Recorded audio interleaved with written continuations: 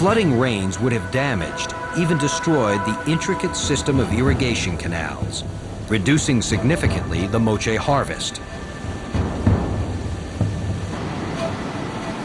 Warm El Nino waters would have cut catches of fish. To the moche, El Nino meant famine, and defeating it was the job of the elite.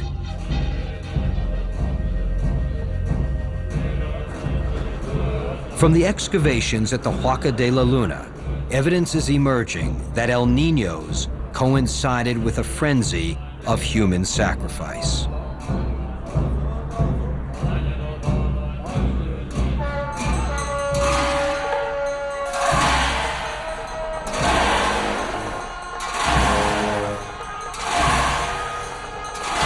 There are layers of mud that are associated with Nino rains, within which they are finding 50, 20, 70 people that were sacrificed for the purpose of a ritual that happened in conjunction with that.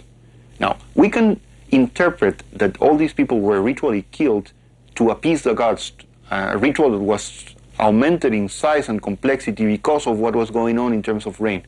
We're not sure of that. The relationship between the moche and El Nino becomes even more intriguing when account is taken of ancient weather reports extracted from glacial ice in the Andes.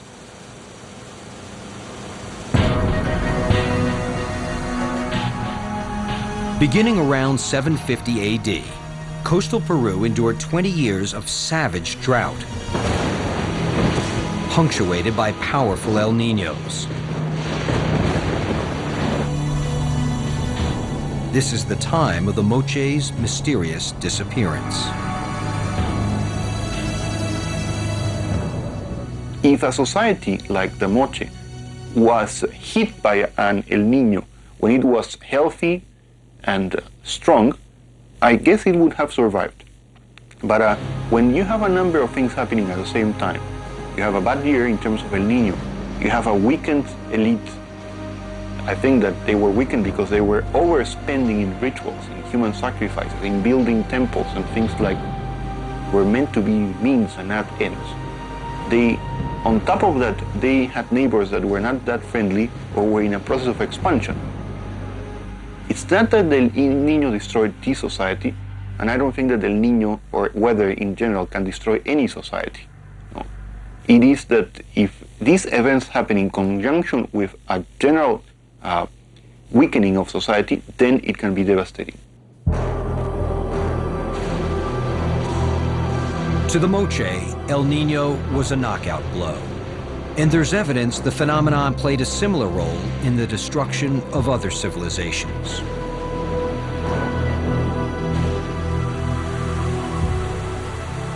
El Nino has been linked to the failure of monsoon rains in the highlands of Ethiopia.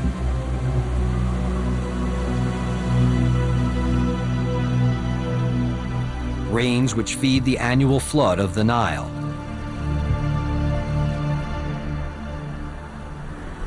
The fall of Egypt's Old Kingdom, the kingdom which built the Great Pyramids, coincided with a series of terrible droughts.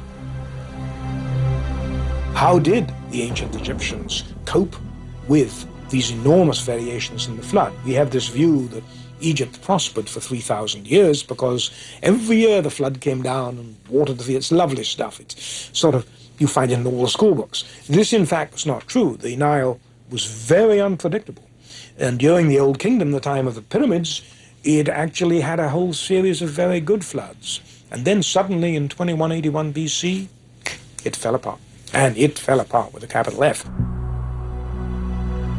And the result was that the pharaohs who had considered themselves and preached that they were infallible found themselves in trouble because people said, "You're infallible, where's the flood?"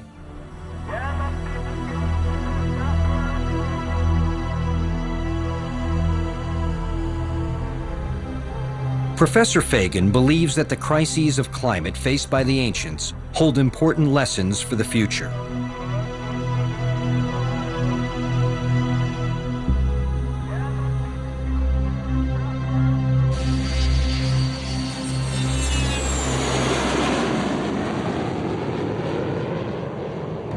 Science has given us the means to understand and to track the Christmas child.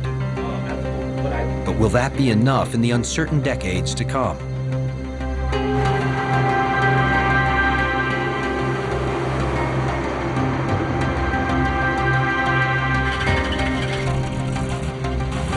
Some scientists suggest that in a world warmed by greenhouse gases, El Niños will become more frequent, more powerful.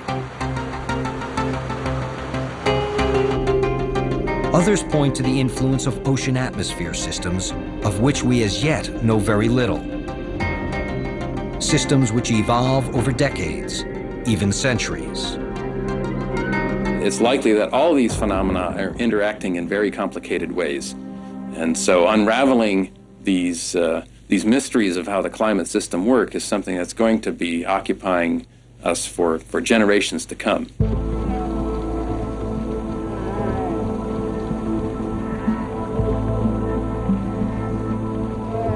In some parts of the world, crisis could be more immediate. Crises triggered by population pressures. Too many people.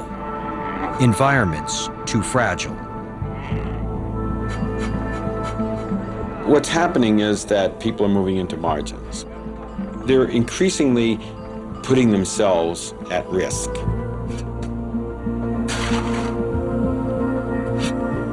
We're going to hear a lot more about droughts and floods than we've heard in the past. And that's not necessarily because the climate's changing, although it could be, but it's not necessarily because of that, but it's because the expanding populations are moving into marginal areas.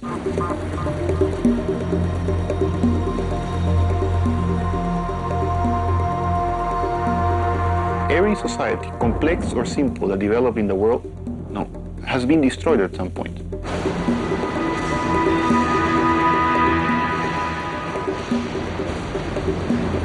We can be destroyed like any other society before us.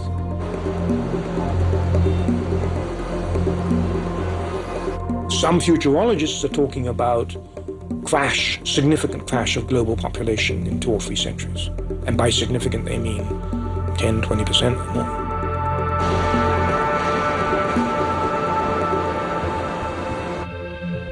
Don't tell me we're not vulnerable. And El Nino is part of that equation. We're more vulnerable than ever in history.